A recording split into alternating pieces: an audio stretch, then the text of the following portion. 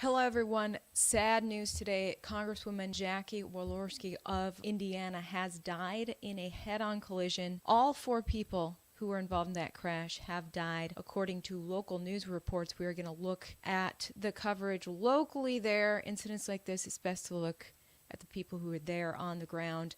The last tweet, we're going to look at some of the things that this Congresswoman stood for. Her last tweet was a scathing review of a Bill Gates pet project being pushed by the Democrats. She has been very vocal against Democratic policies. Before we look at what exactly happened with this crash and who the other three people were involved in the crash, let's look at her Twitter page. Heartbreaking tweet today that jarred a lot of people. Congresswoman Jackie Walorski's official Twitter, Dean Swihart, Jackie's husband, was just informed by the Elkhart County Sheriff's Office that Jackie was killed in a car accident this afternoon. She's returned home to be with her Lord and Savior, Jesus Christ. Please keep her family in your thoughts and prayers.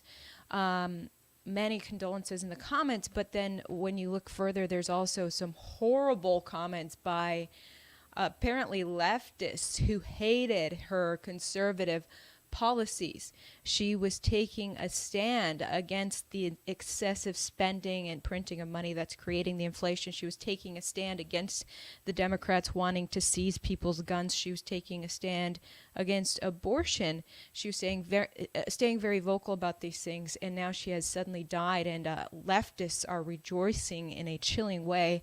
But let's look at her last tweet before she died. It was last night that she tweeted, during the Biden recession, the last thing we need is more reckless, big government spending that fuels inflation. The latest tax and spend scheme will send Americans deeper into Biden's economic crisis.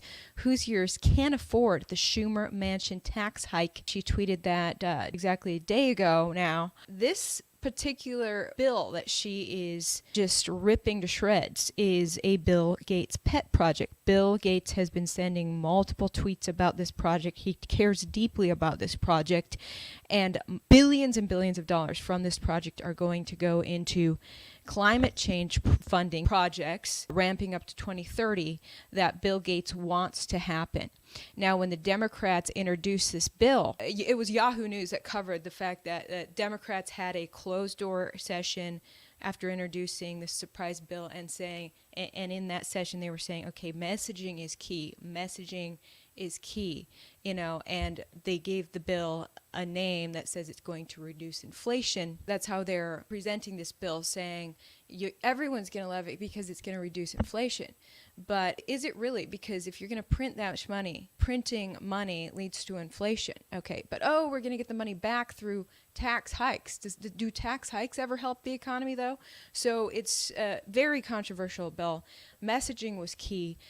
This congresswoman was giving the opposite messaging that the Democrats wanted.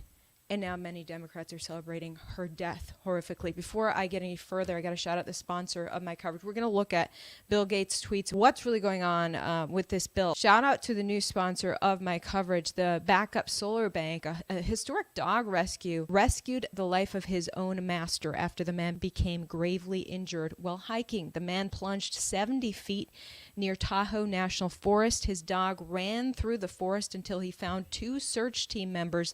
The dog then led searchers through the mountains straight back to his owner. It's something out of a movie. As lucky as the man and the dog are to be alive and safe now, the situation like this can be avoided with the right gadgets. That's why I've turned to the Backup Solar Bank. It comes just like this. No survival gadget on Earth does what the Backup Solar Bank can do. It's a massive portable battery that's powered entirely by solar energy. Store unlimited power in your pocket with the Backup Solar Bank. Every viewer of this show is eligible to get 15% off of their Backup Solar Bank, but only for a limited time. Get yours now before that happens by going to backupsolarbank.com, link down below. Promo code, I've written it, Ivory15. Let's look further at some of what Congresswoman Walorski was tweeting, calling out these policies that are hurting America. She just the other day tweeted about guns. Banning firearms doesn't stop violence. It only punishes law-abiding gun owners, she said. And as you know, there is a bill being pushed that would take away Americans' guns right now. She says, tonight I voted to reject an outrageous overreach and defend America's Second Amendment freedoms enshrined by the U.S. Constitution. So this woman is doing everything that the Democrats hate. Now she's gone. Let's look at what exactly happened in her death.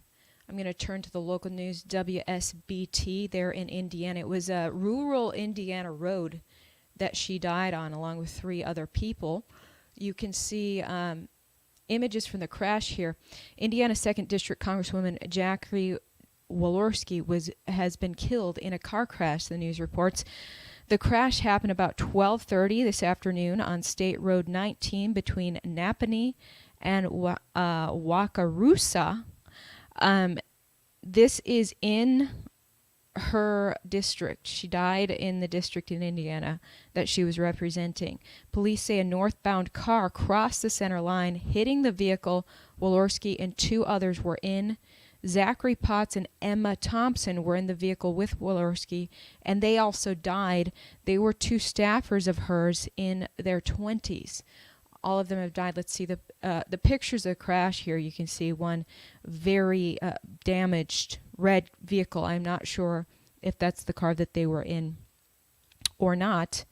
But you can see the crash happen on a curve in the road, and apparently the northbound car drifted into the oncoming lane and struck Walorski's car, which is not uncommon at all. I mean, as a local news reporter for years, I've covered so many crashes like this, where this curve, you're not paying attention on this lazy road. The road curves and you swerve or you don't follow the lane and you hit someone.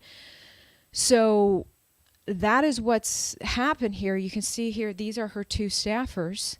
Very young people in their 20s still. Representative Walorski in her 50s, all perished. Now, initially, this news outlet reported that only 3 people were killed. They updated it to say that the 4th person had died as well. So now we know that the person who hit their car has also died. And that woman is a woman by the name of Edith Schmucker of Napanee, Indiana. She lived right there. And I'm going to just show you a Facebook page where people are wishing rest in peace to Edith. Heartbreaking for 4 different families today. This is Edith Schmucker.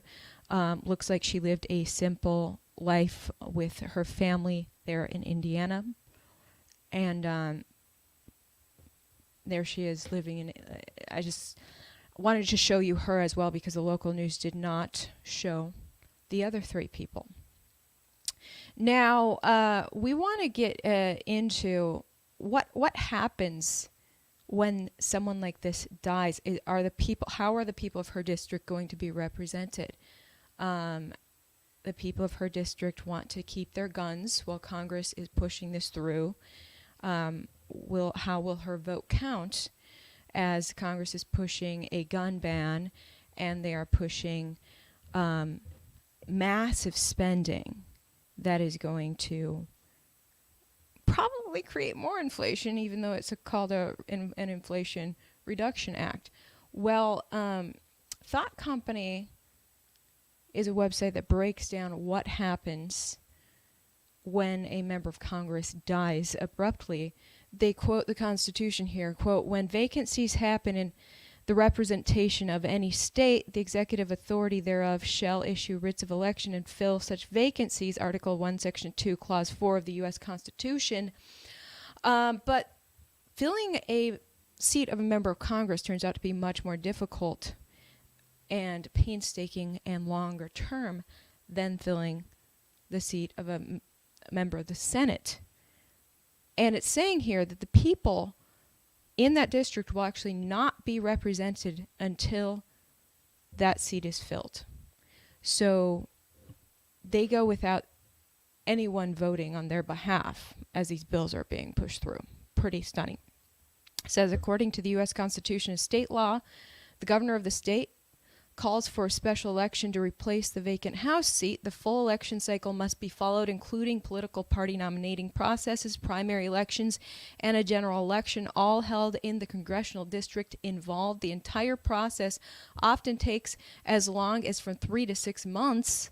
While a House seat is vacant, the office of the former representative remains open, its staff operating under the supervision of the clerk of the House of Representatives, which the House of Representatives is controlled by Democrats right now. So are her staff, her Republican staffers, now under the supervision of a Democrat? That's crazy. The people of the affected congressional district do not have voting representation in the House during the vacancy period. They can, however, continue to contact former representatives' interim office for assistance with a limiting range of services. Until a new representative is elected, the vacant congressional office cannot take or advocate positions of public policy. So for perhaps the next 6 months, that part of Indiana has no representation. As these bills are being pushed through, it's pretty stunning. I want to zone in on this spending bill and look at whether, how much is Bill Gates involved in this, because let's look. This is now the Manchin-Schumer spending bill. Now, Joe Manchin from West Virginia is a senator that has been called a dino by a lot of people. Now, dino is Democrat in name only, because Manchin often votes with Republicans, often pushes back against his Democrat colleagues. But something, Manchin not long ago said, look, I'm not going to vote in favor anymore of bills that are going to increase spending that we don't need right now. With our economy faltering, inflation going crazy, it is not the time to be pushing through tons of money for things like, climate change. He was like, I'm not going to vote for excessive spending or tax hikes. He said that not long ago, yet here he is abruptly this past week saying, yes, I am going to go for this bill. And, they're going to spend billions on climate change when we've got to get our economy back on track, and they're going to increase taxes, which this new analysis says will probably eliminate 30,000 jobs. According to Fox Business, Manchin-Schumer spending bill could eliminate 30,000 jobs, new analysis shows, because they're going to be increasing taxes on corporations.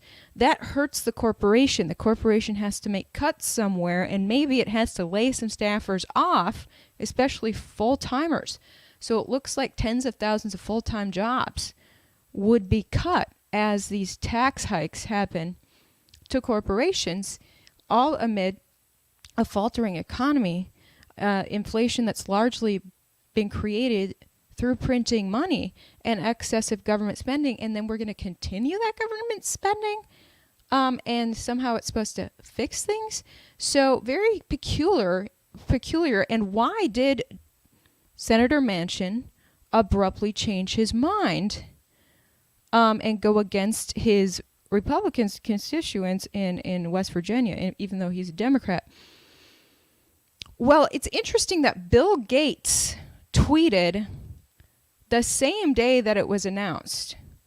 So Yahoo News reported that day, July 24th, details emerge in Manchin-Schumer's spending bill following a surprise announcement Wednesday that he and West Virginia Senator Joe Manchin struck a deal on a major spending package reviving Democrats' hopes of addressing health care and climate. Senate Majority Leader Chuck Schumer met with his caucus behind closed doors on Thursday morning. And that's when Yahoo News reports that, he was saying that messaging is really key here. The Inflation Reduction Act is what they're calling it, but what it's going to do is subsidize a lot of green energy programs and also subsidize big pharma. So let's look at what Bill Gates said that same day. I'm just wondering, did Bill Gates talk to Joe Manchin? What was it that incentivized Joe Manchin to change his mind and go away from his dino-ness, go away from what he had promised, that he wasn't about the excessive spending and the tax hikes in a faltering economy? Bill Gates is thrilled about this. This is Bill Gates' pet project. He tweeted the same day, really excited to see Senator Schumer and Manchin come together in what could be a historic step forward for the climate. Congress he quote tweets this tweet from Breakthrough Energy, which says, Congress just released a historic policy framework that, if signed into law, will enable critical climate technologies to rapidly scale and help to build the foundation of the clean energy economy. They said, quote, we must seize this once-in-a-generation opportunity to create thousands of new jobs, cut energy costs, and secure America's global leadership in building a cleaner, healthier, and more prosperous future for all. So Democrats are now waiting with bated breath for one more senator to get this thing rammed through the Senate. They're going to push this bill through the Senate through the reconciliation process, which means they don't need the 60-vote supermajority. Democrats can vote. Right now, we've got 50 Democrats in the Senate, 50 Republicans in the Senate. Republicans are all expected to unanimously oppose this gigantic multi-billion-dollar spending bill. But if they can get all 50 Democrats to vote yes on it, then the tiebreaker is going to be Kamala Harris, and they can ram this thing through. There is one last dino Democrat that Democrats are trying breathlessly to convince, and that is Kristen Sinema of Arizona. None other than Joe Manchin himself, the man who was a dino until, he turned and joined Bill Gates' pet project for unknown reasons. But it was him who was seen yesterday, it was, on the Senate floor. It was Joe Manchin from West Virginia leaning in and whispering in Kristen Sinema's ear as journalists tried to lean in and hear what he was telling her. As reported by the New York Times, with climate deal in sight, Democrats turn hopes on Sinema. Now that Senator Joe Manchin of West Virginia is on board, the Arizona Democrat has emerged as the final holdout on Democrats' domestic agenda. So far, she's staying characteristically silent. So it goes on to say that Manchin was there whispering in her ear. He later said, quote, she'll make a decision based on the facts. And he said that they had, quote, a good talk. So, New York Times reports Republicans are expected to unanimously oppose the plan, which includes hundreds of billions of dollars in energy and climate proposals. Hundreds of billions in printed money for the climate as Americans struggle to make ends meet. But Joe Manchin going on a media blitz to try to regain his approval with his constituents is saying, but it's... we'll make that back through closing tax loopholes over the next decade. This bill with tax hikes is supposed to bring in revenue and pay off the national deficit over the coming years. But where are those hundreds of billions going to come from right now? More printed money, which is going to cause more inflation? But he's saying, no, this is going to decrease inflation. That's why I'm voting for it. And he is saying that this is not a tax hike, actually. Joe Manchin is literally saying this is not a tax hike. We're just closing tax loopholes, he said in his media blitz over the weekend, where he appeared on a ton of Sunday morning shows. But even New York Times says, yes, this will increase taxes, they say. And they say, quote, it'll extend health care subsidies and a plan aimed at lowering prescription drug prices. That's right. They're padding the pocketbooks of their big pharma buddies with this new bill. So, I was going to show you as well more of what Bill Gates tweeted about this. He was retweeting his buddies at Breakthrough Energy. Bill Gates retweeted this just the other day as well. Quote, "The Inflation Reduction Act of 2022 is a historic step that will move the U.S. closer to its climate and energy security goals. Congress must take swift action and turn this into law. Read our analysis of its significance for the clean energy transition. It would put $369 billion into climate and clean energy, subsidizing those programs." I'm just wondering, is this going to be like ethanol, which was not, ethanol was something that couldn't survive in a free market economy. So the government subsidized farmers making ethanol and forced it into the gas stations where people had no choice but to pump ethanol into their cars, and later found out, it damages the engine of your car. And because so much corn is being put towards ethanol, now it's increasing the prices of corn, and people in poor countries who relied on corn can no longer afford corn. So now starvation is increasing, all because this first world country thought that ethanol would help climate change. Is this going to be another project like that? That's what I'm wondering. Nevertheless, we had Representative Jackie Walorski of Indiana's 2nd District taking a staunch stand against it. That was her last tweet yesterday, and now she has died. Her website is full of these strong right-wing stance that she's taking. She's fighting back hard against Democrats' huge push right now to snatch guns. This is Walorski's website. She says, quote, "Gun ban endangers Americans' rights. Democrats' anti-freedom agenda tramples on constitutional rights of law-abiding citizens." U.S. Representative Jackie Walorski released the following statement on H.R. 1808, the assault weapons ban of 2022. That is the bill currently being pushed through Congress right now, and now her constituents will not be represented by her vote because she has abruptly died.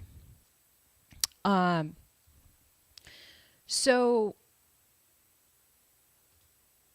rural area that she died in, and this crash didn't look suspicious at all. I know there's conspiracies about, cars can be remotely controlled now. Cars are computers now. So a lot of people have conspiracy theories. And, I bought a nice new car earlier this year. I needed a new car bad. And anyways, my car is like a total computer. And, of course, my viewers are writing to me saying, why did you buy that car? Yeah, someone can remotely hack it and cause your car to crash. And even last week when I interviewed the man who blew the whistle on the FBI, released recordings of the FBI, and then was arrested by the FBI and today rots in jail. I did a jailhouse interview with him last week. And he told me, he doesn't know how this ends, but he assumes one of the ways this all ends for him is that he could just end up dying in an unceremonious car crash. So a lot of people believe that this is a way to take someone out where no one would ever suspect something bad. And I'm not saying that's not what happened to this Congresswoman, but I'm just saying that if you look at the crash scene, it looks like something that I've seen happen many times in my coverage as a reporter. This does not look like a suspicious crash to me, but let me know what you think. All 4 people now dead, including Walorski and 2 of her staffers, and a local woman there who looks like she left behind a lot of loved ones. So my heart goes out to her kids and looks like grandkids. It's very, very heartbreaking. So I wanted to catch you guys all up on that. And before I close the show out, talking about Bill Gates today is in my headline, and what he was tweeting versus what she was tweeting. Bill Gates also tweeted about the needle today, just in the past few days, actually. He tweeted, "This is heartbreaking," in regards to the needle. The world, Bill Gates says, the world had made so much progress before the new illness. There's a lot of work ahead to get back to and eventually exceed pre-pandemic needle levels. Guess what he's tweeting about? People getting needles in the arm has plummeted worldwide since the pandemic started. People are not sending their kids to get any needle, not just the new needle, but any needles. A lot of parents said, "Hey, I'm not gonna needle up my kid. My kid's gonna be a pure blood now," as some people call it. And Bill Gates is heartbroken at this. It's a Washington Post article. Quote, "The worst backslide in global needles in a generation," UN says. The new data, according to Washington Post, released this Thursday by UNICEF and the World Health Organization, showed the average global childhood coverage for needles dropped for 11 key diseases. Developed for 11 key diseases had fallen from 71% in 2019 to 68% in 2021, marking the first time in over 30 years that the metric had fallen. So for the past 30 years, needle levels have gone up. More and more parents are needling their kids. Now it dropped by 3 whole percentage points during the pandemic. And for some things like diphtheria and tetanus, it's dropped by a full 5 percentage points. Parents are saying, I'm not getting that needle for my kid. I think a lot of people's trust in needles has began to falter as propaganda about Big Pharma has become more obvious than ever. And then some theorize that other reasons parents are just not getting their kids needled is because everyone's just avoiding leaving their house right now, avoiding going to the doctor or anywhere because they don't want to catch the new illness. So who knows, maybe it's a combo of both of those things. People on the far left fear-mongering side, there's right-wingers who fear-monger too, but mainly leftists who believe that this needle or that this new illness is going to kill you, so they don't want to leave the house. Therefore, we'll wait till after this pandemic to get needles, routine needles for the kids. Whereas right-wingers are saying, screw all needles from here on out. That's one theory. All right, checking your comment section here. Thanks everyone for tuning in. Heartbreaking, sudden death news. I have lost family members in accidents like this myself. It's really, really horrifying stuff. And is my volume okay? Turn up the mic. We can't hear you. Good Lord, you guys. My mic is cranked to the max. I don't know what is going on, and I'm just seeing that you guys are saying that. Thank you so much, everyone, for tuning in, and we will be back. What is the new illness? The new illness is C. I'm not supposed to talk about it here on YouTube because I go off narrative and then YouTube deletes my videos. So I just speak in code words. Okay, now you guys are saying the volume is fine. Oh, that's right. So so there's another new illness, monkeypox. Monkeypox is actually not a new illness. I'm seeing your comment section. Monkeypox has been around for decades. There's just new fears about it. Thanks for the super sticker, Kevin. I don't know why super stickers are not showing up when I bring them up on the screen, but I really appreciate your support. So the new illness is still the C illness. Yeah. Volume was low, but it's back. I guess it auto-adjusted. I don't know what the heck's going on, but as you can see, I'm on the move. I'm in a different location right now. So thanks for bearing with my technical issues until I can finally get an adequate studio. I'm working on those things. All right, we'll see you guys later.